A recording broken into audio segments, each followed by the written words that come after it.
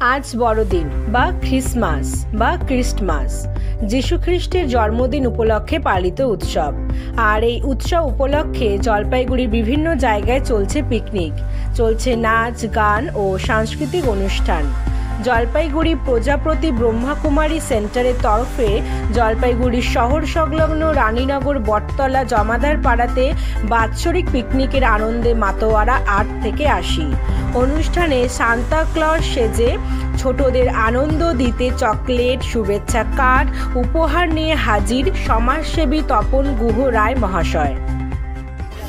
আজকে জলপাইগুড়ি প্রজাপিতা ব্রহ্মাকুমারী বিশ্ববিদ্যালয়ে আমি একজন দিকে আজকে বর্ষ শেষের 25শে ডিসেম্বর এই যে